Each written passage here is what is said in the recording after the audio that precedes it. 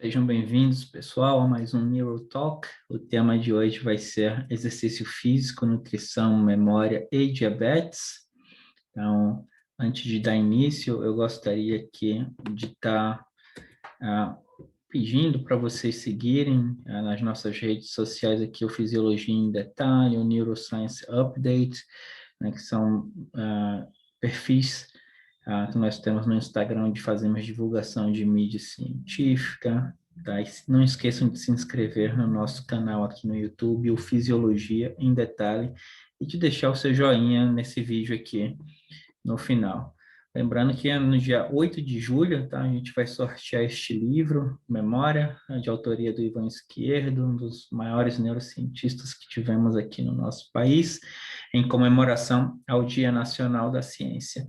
E aí, para se inscrever, você tem que curtir essa foto lá no perfil do Fisiologia em Detalhe no Instagram e seguir as instruções que estão lá, tá bem? Então, não deixem de passar lá nesse perfil no Instagram e se inscreverem para concorrerem a este livro. Bom, vamos dar início aqui. Então, o que é o diabetes? O diabetes é uma doença metabólica que é caracterizada pelos altos níveis de insulina e de glicose, né, na circulação sanguínea. Em 2019, nós tínhamos 463 milhões de pessoas com diabetes no mundo. Existe uma perspectiva que até 2045 exista um aumento de mais de 50% e venha atingir 700 milhões de pessoas com diabetes no mundo. Desses 463 milhões, 32 milhões estavam na América do Sul e Central, e incrivelmente mais da metade, né, 17 milhões, estavam no Brasil. Existe uma perspectiva que até 2045 a gente vai ter 26 milhões de pessoas com diabetes no Brasil. Bom, o relato, né, mais antigo que a gente tem da história do diabetes mellitus, ele vem do papiro de Ebers, que data de 1550 a.C. Então, diabetes é uma palavra de origem grega, significa sifão, devido à característica dessas pacientes, dessas pessoas que manifestam essa patologia, beberem muita água.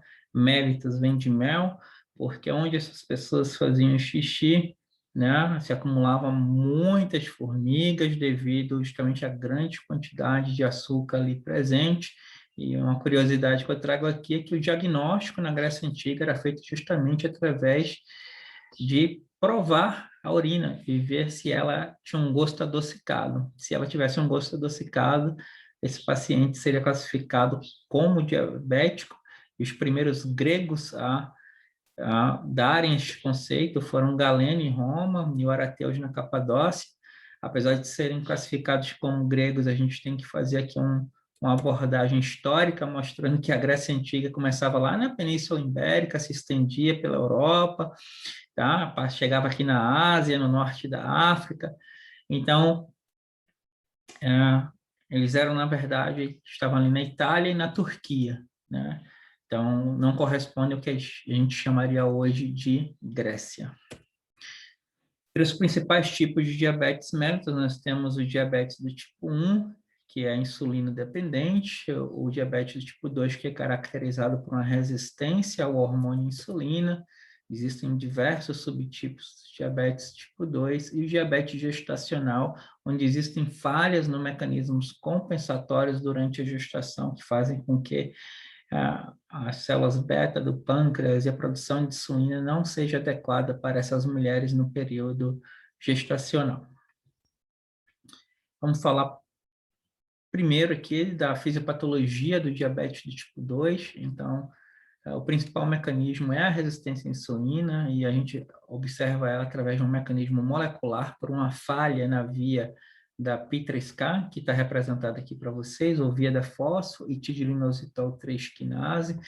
Então, essa via se dá início com a produção do hormônio insulina aqui no pâncreas, através das ilhotas de Langerhans, lá nas células beta do pâncreas, é produzido o hormônio insulina. A insulina se conecta ao seu receptor, que é transmembrana, ou seja, ele transpassa a membrana.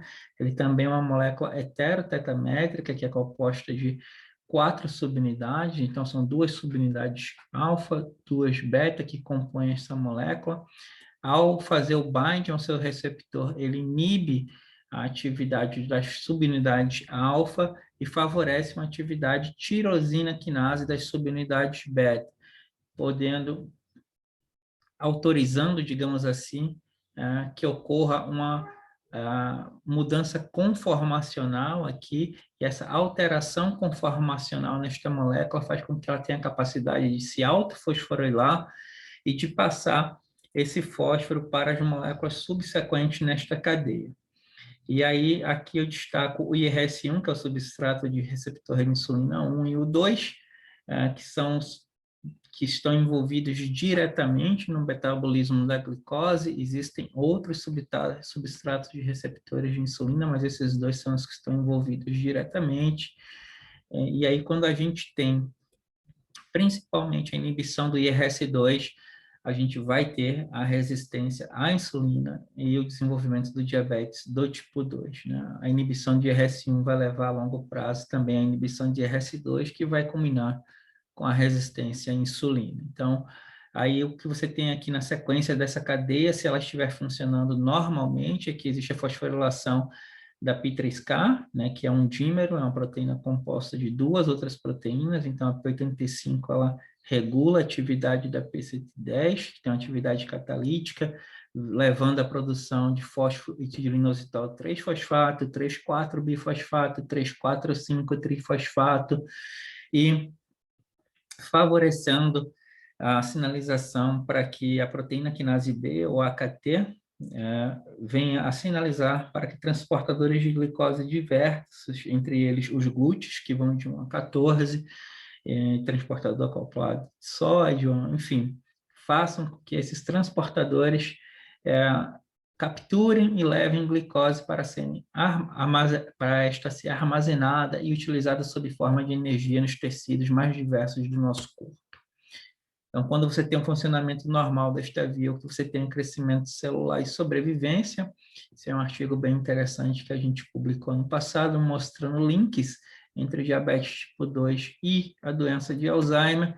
E na doença de Alzheimer, a gente também tem a resistência à insulina, só que essa resistência à insulina ocorre no cérebro normalmente, né, destes pacientes. Às vezes a gente não vê alterações sistêmicas nessa resistência à insulina, mas vê no cérebro. Só que ela é principalmente mediada por inibição de RS2, e essa inibição de RS2 envolve outros fatores, como a disfunção sináptica, que está sendo influenciada por mecanismos inflamatórios, como, por exemplo, uma reativa gliose com aumento expressivo de astrócitos e microglia no cérebro desses pacientes, com a formação de a beta-40 e a beta-42, que são resíduos do peptídeo beta-amiloide extremamente citotóxicos, que levarão à formação dos oligômeros e das placas senis, que irão favorecer essa resistência à insulina, mediada principalmente aqui no caso do declínio cognitivo, pela não fosforilação ou fosforilação em serina do IRS1, ao invés de estar sendo fosforilado em tirosina quinase. Tá? Então, é a inibição aqui dele que vai favorecer esse declínio da função cognitiva. E aí, como mecanismos em comum que a gente encontra entre o diabetes tipo 2 e o Alzheimer, que hábitos de vida não saudáveis levarão a um processo inflamatório que irão desencadear uma resistência à insulina, que levarão à inibição da fosforilação em tirosina, seja de IRS1 ou de IRS2, e que culminarão com o declínio da função cognitiva. Mas lembrando que no cérebro, isso é mediado principalmente pela inibição da fosforilação de IRS1.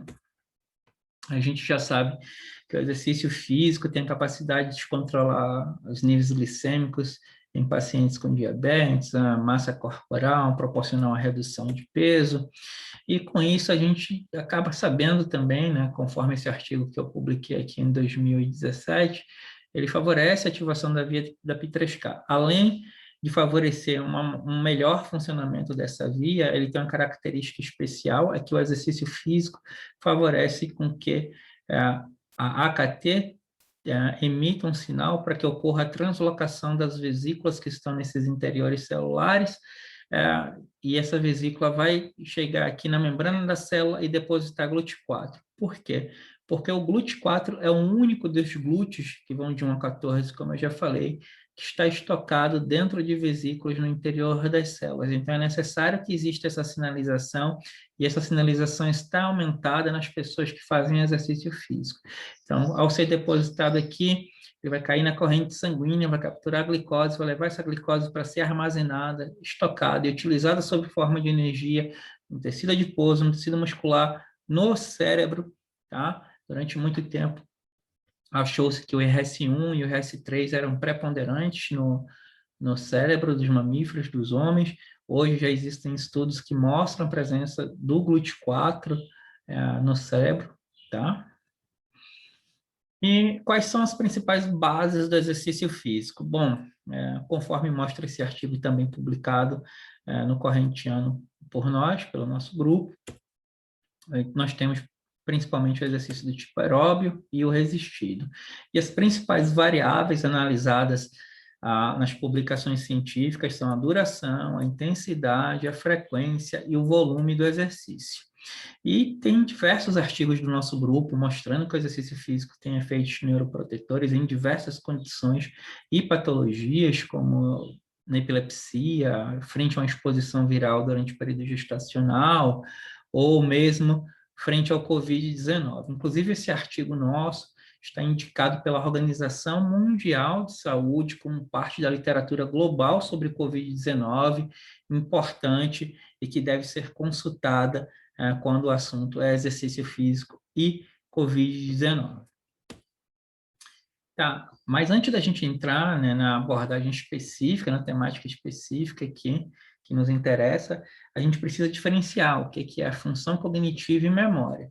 Então, basicamente, memória é a capacidade que nós temos de estocar, né, armazenar uma informação. Então, por exemplo, você emprestou dinheiro a um amigo seu e esse seu amigo não pagou a você. Então, você estocou a informação que você emprestou dinheiro e que esse dinheiro não foi pago. Se ocorrer desse seu amigo pedir dinheiro novamente para você, possivelmente você não irá emprestar dinheiro. Por quê? Porque você vai utilizar a sua função cognitiva, né? Porque você vai dizer, olha, você me emprestou dinheiro aquela vez, você não me pagou, logo eu não vou te emprestar de novo. Então, a memória é a capacidade que nós temos de estocar uma informação, e a função cognitiva é o que nós vamos fazer com essa informação. E aí, como é que a gente estuda esses impactos sobre a função cognitiva e memória no cérebro? Bom, em humanos, o melhor e mais moderno método ainda é a utilização do PET scan. Existem outros métodos extremamente modernos também, o uso de capacetes que mapeiam o funcionamento do cérebro como um todo. Mas essa máquina, eu diria assim, que ela é hoje ainda muito utilizada, não tanto quanto poderia ser devido ao seu alto custo, não só para adquirir ela, como dos seus exames. Então, pacientes com câncer, por exemplo, a utilizam bastante. E aí o que se faz é que se injeta um traçador na veia dos pacientes, aí existe uma mistura da, das imagens do processo de radiologia e medicina nuclear, e o que você vê marcado aqui, ressaltando, é onde há maior consumo de glicose no organismo deste paciente aqui. Nesse caso aqui, ele está mostrando onde estão os tumores, né? Mas para a gente que vai avaliar um cérebro, a gente quer saber qual é a proteína específica que está alterada no processo do declínio da função cognitiva, em qual área do cérebro, se é na amígdala, se é no hipocampo, se é no córtex, para que a gente possa desenvolver terapias tanto farmacológicas como não farmacológicas e que você consiga ter um alvo específico. Infelizmente, né, em patologias como na doença de Alzheimer, ou quando a gente faz uma análise do cérebro nessa máquina, o que a gente vê é o contrário disso aqui, é a marcação sendo diminuída, então você tem um declínio cognitivo leve, que é o Alzheimer, então você vê uma menor marcação, porque existe um menor consumo de glicose, você vê uma alteração morfológica, né, no cérebro desses pacientes, você pode ver aqui uma dilatação do ventrículo que está bem exacerbada na doença de Alzheimer. E aí, com isso, os modelos animais se fazem essenciais para que a gente possa fazer uma pesquisa mais acurada, e fazer uma pesquisa dentro do nosso interesse, né? Avaliar a nível molecular especificamente qual proteína está sendo alterada em qual região. Então, esse é um artigo meu, né, onde a gente avaliou exercício resistido no diabetes tipo 2 com ratos WISTA. Então, a gente induziu o diabetes do tipo 2 com a injeção diária de dexametasona, nessa quantidade aqui, de 0,5 miligramas por quilo por dia, injetada intraperitonealmente. Esses animais passaram por um processo de familiarização a este equipamento, que chama equipamento de Tamaki, onde eles realizam agachamentos, similar ao que a gente faz na academia, tá? E aí seguiram-se 4 semanas de treinamento de exercício resistido de alta intensidade. O exercício era feito segunda e terça, quinta e sexta, havia um dia de intervalo e o final de semana de intervalo para descanso. As análises comportamentais foram feitas de P95 a P100, e aí o que nós temos aqui, ao avaliar o modelo, nós vimos que na área sobre a curva, os animais induzidos ao diabetes apresentavam diferença significativa em relação ao grupo controle e em relação ao grupo diabético também, em todos os pontos da área sobre a curva, enquanto que os animais induzidos ao diabetes que se exercitaram apresentaram diferenças em relação ao grupo controle apenas nos primeiros pontos da área sobre a curva. Ao avaliar o consumo de água, a gente viu que ambos os grupos induzidos ao diabetes consumiu mais água, como esperado, mas ao avaliar aqui a quantidade total de gordura, a gente viu um dado bem interessante, que tanto os diabéticos quanto os diabéticos exercitados tinham diferença em relação ao grupo controle, mas a quantidade total de gordura estava significativamente reduzida nos ratos exercitados em relação aos ratos induzidos ao diabetes. Daí a gente foi avaliar a atividade locomotora e o perfil do tipo ansioso nesses animais, no teste que a gente chama de campo aberto. Avaliamos o número de levantamentos, o número de crossings e a distância total percorrida nessa caixa por estes animais. Vimos que não havia diferença entre os grupos, indicando que não havia um déficit locomotor em nenhum dos grupos. Avaliamos o tempo que esses animais desprendiam no centro dessas caixas, não havia diferença também neste tempo, indicando que não havia a presença de um perfil do tipo ansioso em qualquer dos grupos. Avaliamos em seguida o teste de reconhecimento de objetos, a tarefa de reconhecimento de objetos, onde na fase de treino o animal é colocado na mesma arena do campo aberto, na presença de 2 objetos idênticos, e como vocês podem observar, tanto o objeto da esquerda como o da direita são explorados pelo mesmo período de tempo em todos os grupos no período de treino. Ao se colocar um objeto novo, espera-se que os animais explorem por mais tempo este objeto novo do que o antigo, é o que acontece aqui no grupo controle, e a gente vê o declínio da função cognitiva, a gente não vê isso acontecendo nos animais induzidos ao diabetes, mas essa função cognitiva é resgatada nos animais induzidos ao diabetes que se exercitaram por 4 semanas. Avaliamos, então, a expressão de IRS fosforilada em serina 636.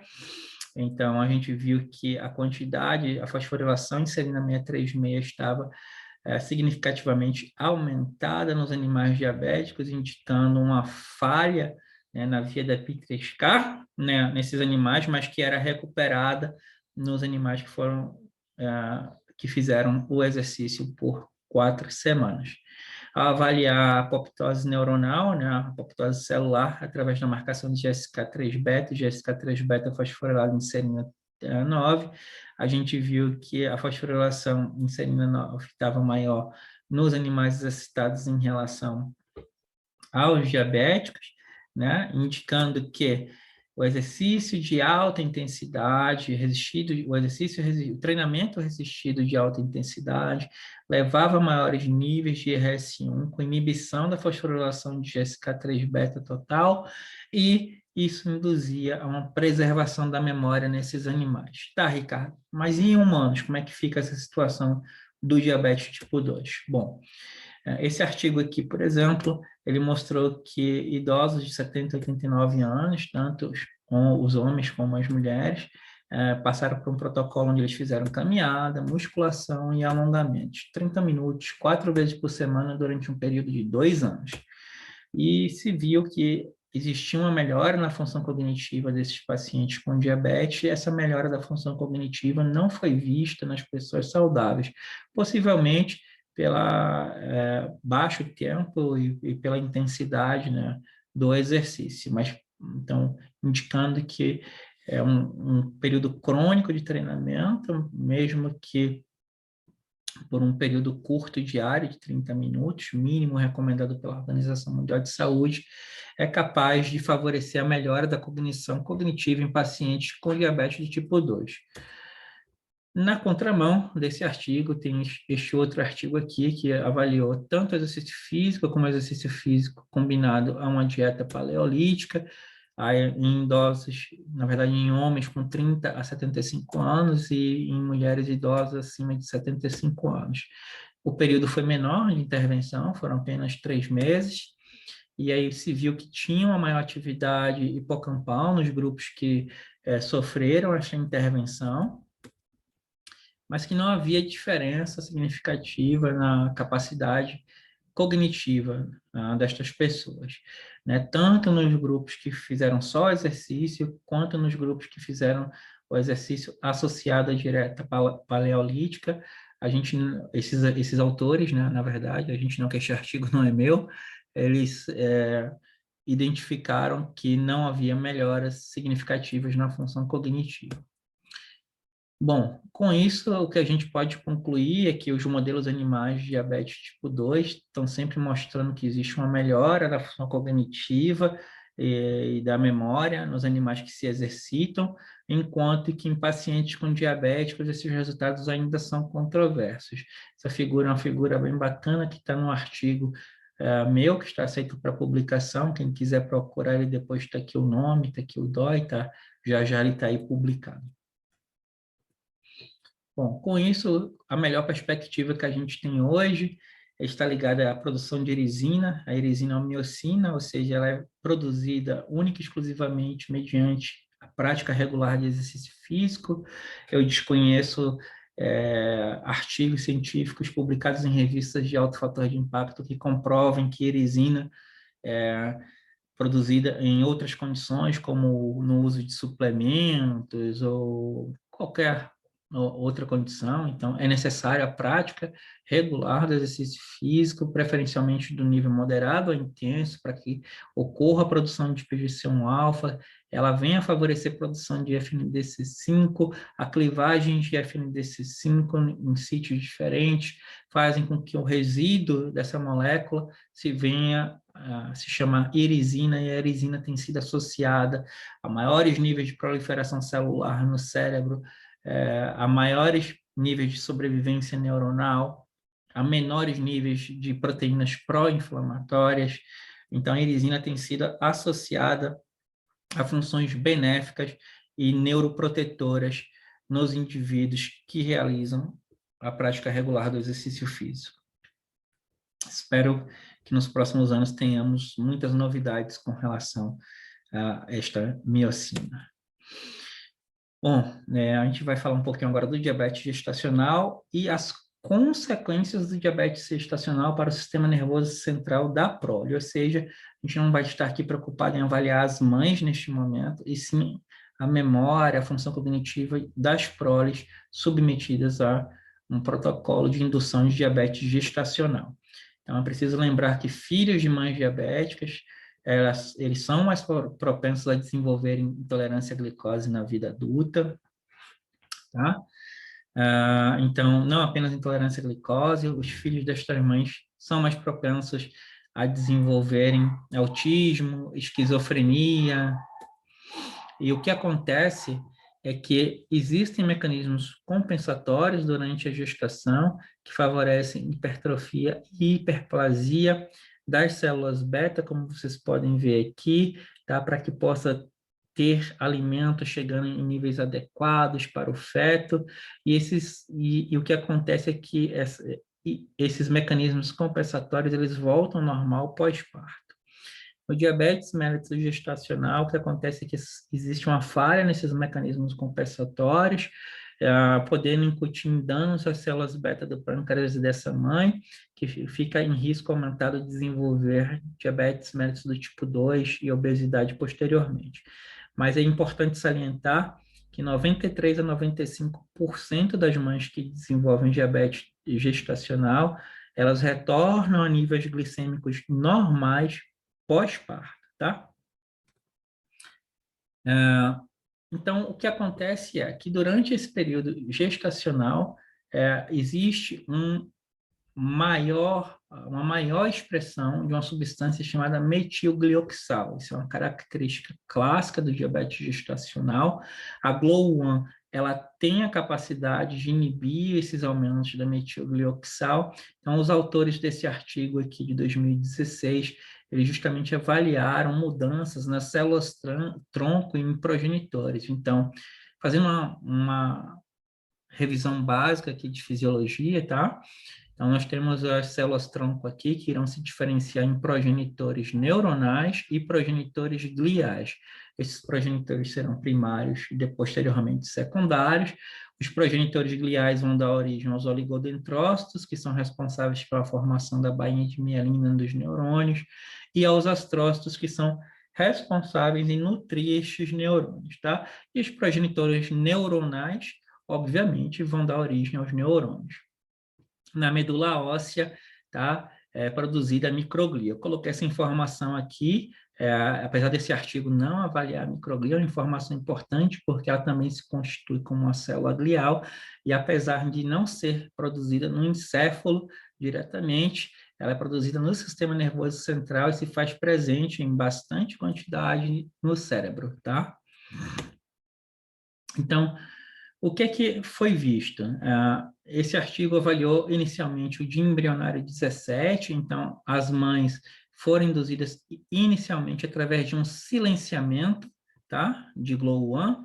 Então, o silenciamento de GLO-1 levou a um aumento expressivo de metilglioxal durante o período gestacional, e ao avaliar o cérebro das proles no dia embrionário 17, eles avaliaram aqui a zona subventricular, que é uma zona de neurogênese do córtex, tá? Viu-se que avaliou-se também a zona intermediária e avaliou-se a expressão gênica tanto dos progenitores neuronais quanto de neurônios, e viu-se que essa marcação estava reduzida em relação às mães que tiveram silenciamento de GLO-1.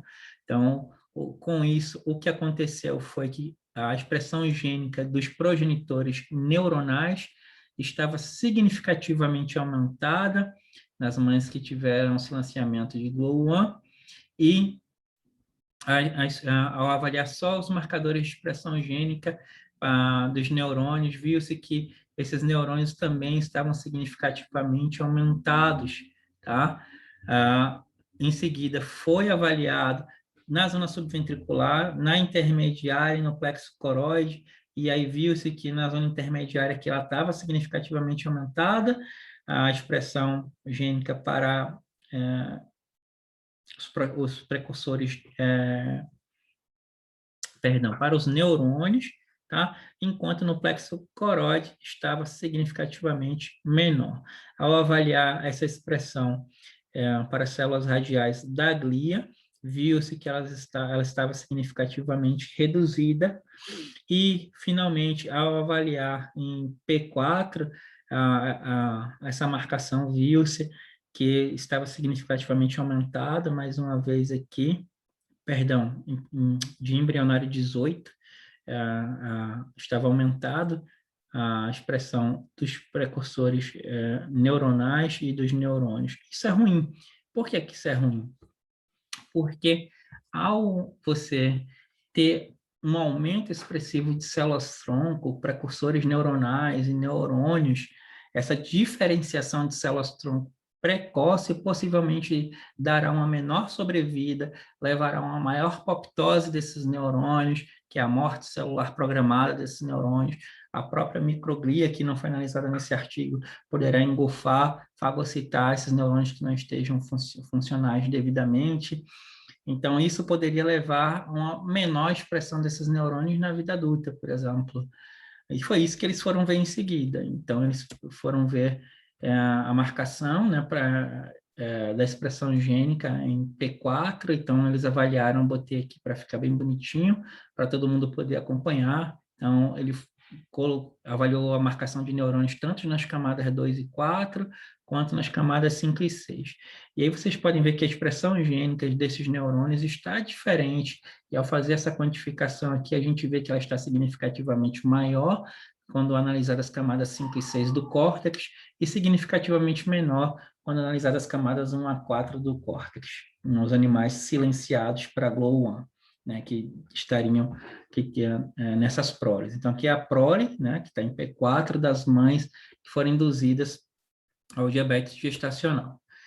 E aí eles fizeram uma coisa bacana aqui, que foi, ao invés de silenciar agora o GLO1, eles injetaram as mães com metilglioxal. Então, vamos ver se só injetando as mães de G12 até o parto com metilglioxal, se a gente vai ter os mesmos resultados. Só que dessa vez a gente vai avaliar a prole na vida adulta. E foi o que eles fizeram, avaliaram a zona subventricular, que é uma zona de neurogênese no córtex desses animais, e viram que a proliferação celular nesta zona estava significativamente menor, bem como a proliferação celular das células-tronco nesta área estava significativamente menor também. Então, vocês podem ver aqui a marcação em vermelho para proliferação celular e em verde para células-tronco, tá? E aí, eles fizeram essa mesma marcação para o bulbo olfatório, mas dessa vez, ao invés de avaliar células-tronco, o que eles avaliaram foi a proliferação celular dos neurônios maduros, e eles viram que estava significativamente menor, que era o esperado após aquele achado lá do período embrionário que a gente viu alguns slides atrás. Só que isso aqui foi visto no bulbo olfatório, ou seja, o córtex, o bulbo olfatório apresentavam mudanças na distribuição de células-tronco, progenitores neuronais, neurônios. Em seguida, eles fizeram essa mesma avaliação no hipocampo, tá, com a injeção de metilglioxal, avaliaram essas proles na vida adulta mais uma vez e viram que as células-tronco estavam significativamente reduzidas a expressão delas na zona subgranular, que é uma zona que fica dentro do giro denteado, do hipocampo, que é uma área de neurogênese extremamente importante para a gente, para outros mamíferos, aqui no caso são camundongos, né? Então, eles avaliaram a proliferação celular em seguida, viu que estava reduzida, e avaliar a proliferação celular das células-troncos na zona subgranular, né, que é essa zona de neurogênese importantíssima no hipocampo dos mamíferos, estava significativamente menor também. Então, eles em seguida fizeram os mesmos testes com um modelo clássico de diabetes gestacional. Então, eles avaliaram lá no giro denteado a proliferação celular, tá? E eles viram que a proliferação celular, né, nesse modelo clássico, no giro denteado, assim como no modelo que eles haviam criado ali atrás, estava significativamente reduzida, tá? Na zona subgranular, no hipocampo desses animais. E eles viram isso na prole com 60 dias, ou seja, a prole com 60 dias de vida, que corresponde a um camundongo adulto, que nasceu de uma gestação diabética, tinha a proliferação celular significativamente menor. Eles fizeram esses mesmos testes para córtex, para bulbo, para hipocampo, como fizeram nos experimentos anteriores, no modelo que eles fizeram de silenciamento do GLO1 ou de injeção de metilglioxal, obtiveram os mesmos resultados. Eu não trouxe todos os resultados aqui desse artigo. Em seguida, eles mostraram aqui que fizeram avaliação, né, na verdade, perdão, do comportamento social e viram que havia um distúrbio no comportamento social. Então, no primeiro momento, temos uma gaiola vazia e uma gaiola com um camundongo estranho a este camundongo. Espera-se que ele passe mais tempo socializando do lado de cá, ao invés de com a gaiola vazia. Ao colocar um segundo estranho na caixa, a gente espera que ele passe mais tempo próximo a esse segundo estranho. E foi isso que aconteceu aqui no grupo controle, mas no grupo das proles que nasceram das mães que foram injetadas com metilglioxal até o parto, a gente vê que tem um distúrbio do comportamento social. Em seguida, foi avaliado o transtorno obsessivo compulsivo através do Marbles Test. Então, a gente analisa aqui a quantidade de bolinhas de gude que são enterradas e até onde eles enterram essas bolinhas de gude, mostrando uma obsessão em enterrar essas bolinhas, e foi visto que isso era significativamente maior nessas proles que nasceram dessa gestação induzida ao diabetes. E como vocês sabem, o distúrbio no comportamento social e o toque são características do autismo e da esquizofrenia. E filhos de mães que desenvolvem o diabetes durante a gestação acabam sendo mais predisponíveis a desenvolver autismo e esquizofrenia na vida adulta. Só que esse modelo é um modelo extremamente severo, né? Foi um modelo transgênico que foi utilizado inicialmente, um transgênico clássico, né? Houve um silenciamento, e em seguida houve a injeção de metilglioxal. Isso não é o que acontece no diabetes gestacional normalmente, mas a ideia do artigo é que essa via está perturbada durante o diabetes gestacional, e isso perturba as células-tronco, os precursores neuronais e gliais, fazendo com que haja uma péssima distribuição dos neurônios nas diversas camadas do córtex e nas outras áreas do cérebro, e isso influenciaria no comportamento destes animais. Então, o processo inflamatório está diretamente ligado ao diabetes gestacional e vai influenciar o feto. Entre os modelos de diabetes gestacional que nós conhecemos, não era e não é ainda, de meu conhecimento, nenhum modelo que não induza a hiperglicemia severa ou a obesidade severa. Eu trago aqui como exemplo a streptozotocina, o aloxano, eles induzem um estresse oxidativo, uma inflamação fortíssima, levando à falência e destruição da célula beta-pancreática nestes animais. Isso não é o que acontece no diabetes tipo 2, isso não é o que acontece no diabetes gestacional, não é? Então, o que acontece é que esses mecanismos fazem com que essas mães, depois que elas parem, elas não voltam a níveis glicêmicos normais, né? Que não, eles não conseguem mimetizar esse aspecto tão importante do que acontece com seres humanos. O mesmo vale para o uso da high fat diet, que acaba induzindo uma obesidade severa e que não volta a níveis normais pós-parto. Nem os níveis glicêmicos voltam a níveis normais pós-parto.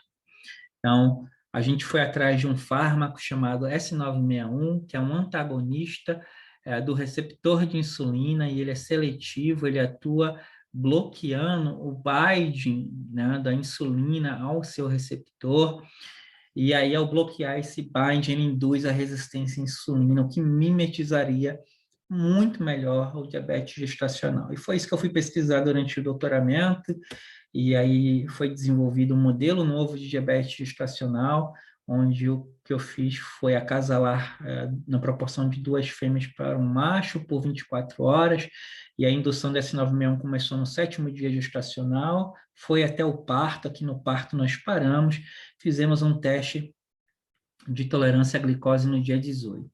E o que a gente viu foi que a glicemia de jejum estava alterada nessas mães, né, que receberam esse 961 em relação ao grupo salina, que seria o nosso controle, que todos os pontos do teste de tolerância à glicose estavam significativamente maiores em relação ao grupo controle, que era o nosso grupo salina aqui, e essa área sobre a curva foi significativamente maior. E os melhores resultados aqui na caracterização desse modelo foi o fato de que não havia uma diferença significativa de peso entre os grupos, como vocês podem ver, e os valores glicêmicos voltavam ao normal 24 horas pós-parto, ou seja, ao parar de administrar diariamente a S961, 24 horas depois, esses valores voltavam ao normal. Então, o consumo de comida foi similar entre os grupos, e o consumo de água foi maior, como esperado, no S961 em relação ao salino. A gente conseguiu produzir aqui um modelo bacana, novo, que mimetiza bem o que acontece com humanos no diabetes gestacional.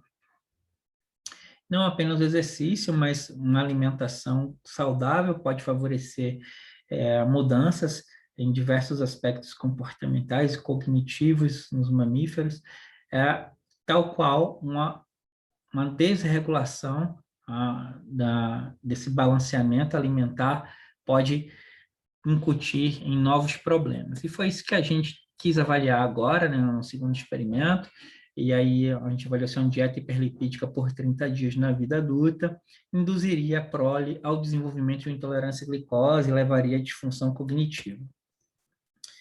A gente avaliou os efeitos de uma dieta hiperlipídica na vida adulta da prole, que nasce de uma gestação diabética. Eu utilizei aquele mesmo modelo que eu acabei de explicar ali atrás, tá?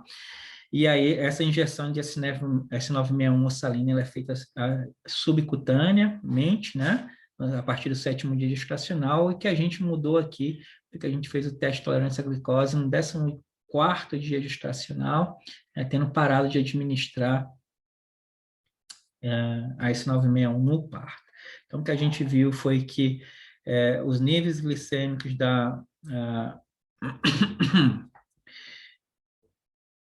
o fasting blood glucose, que ali os níveis de basais estavam significativamente maiores, né, na S961 em relação ao veículo, que quase todos os pontos da área sob a curva aqui, só não no 120, né, apresentavam diferença significativa do S961 em relação ao veículo.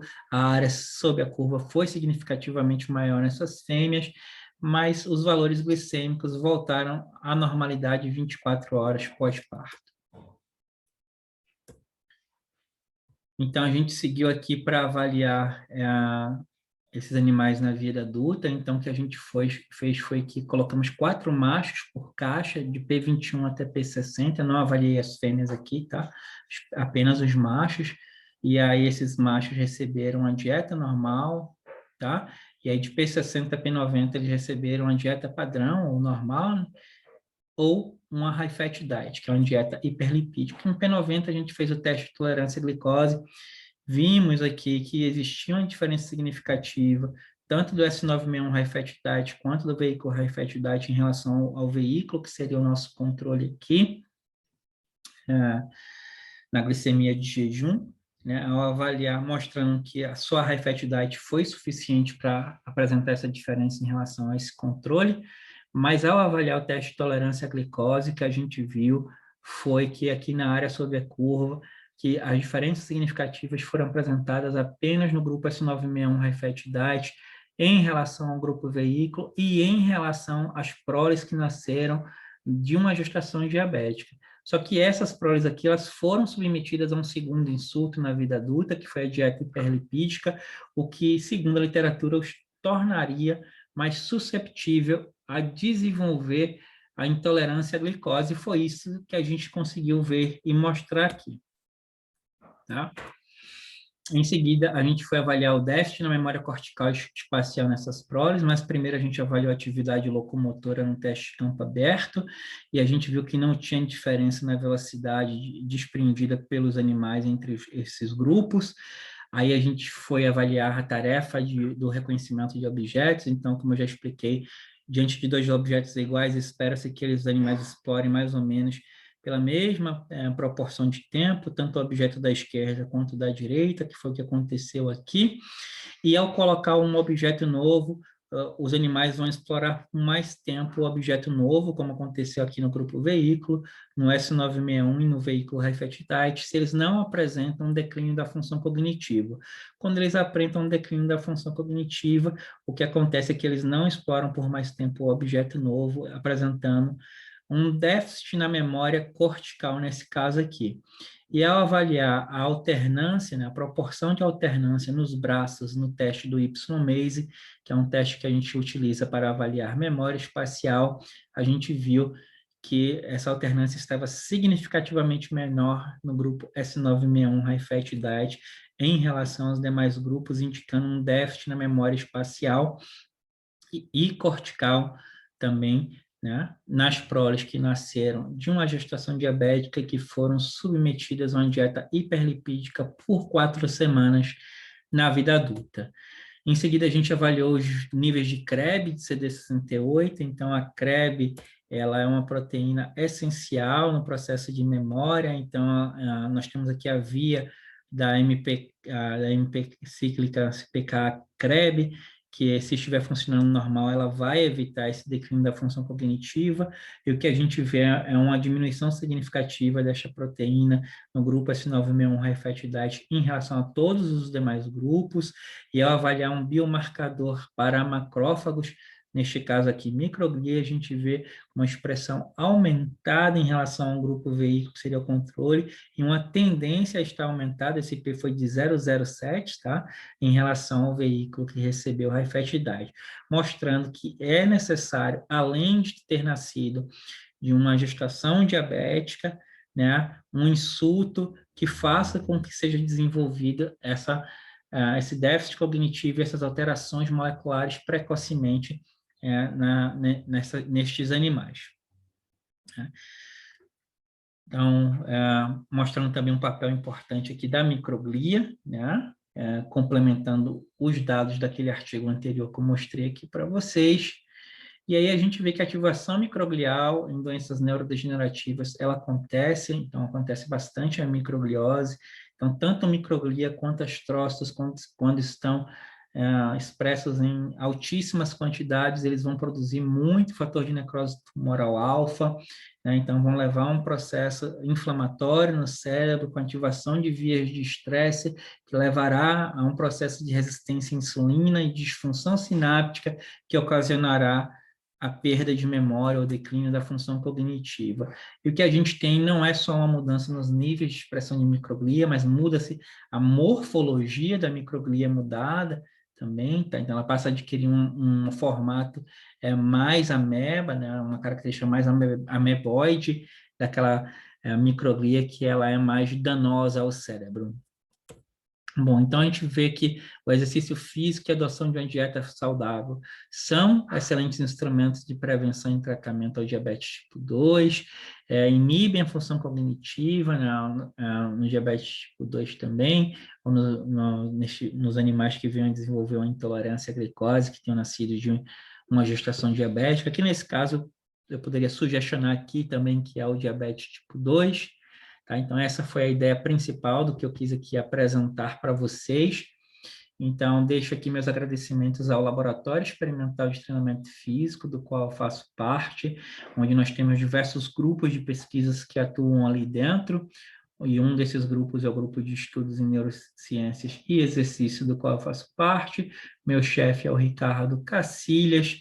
Então, eu estou aqui nessa foto, aqui está meu chefe, aqui são alunos do nosso grupo, né? Aluno de doutorado, aluno de mestrado, IC, e os demais são alunos dos outros professores que compartilham esse laboratório, produzem pesquisa em conjunto com a gente, que são alunos do professores Marco Fabrício, do CNUP, aqui é um aluno do professor Flávio, que eles trabalham em conjunto, nós trabalhamos em conjunto dentro do mesmo laboratório, mas cada um ali na sua linha, tá?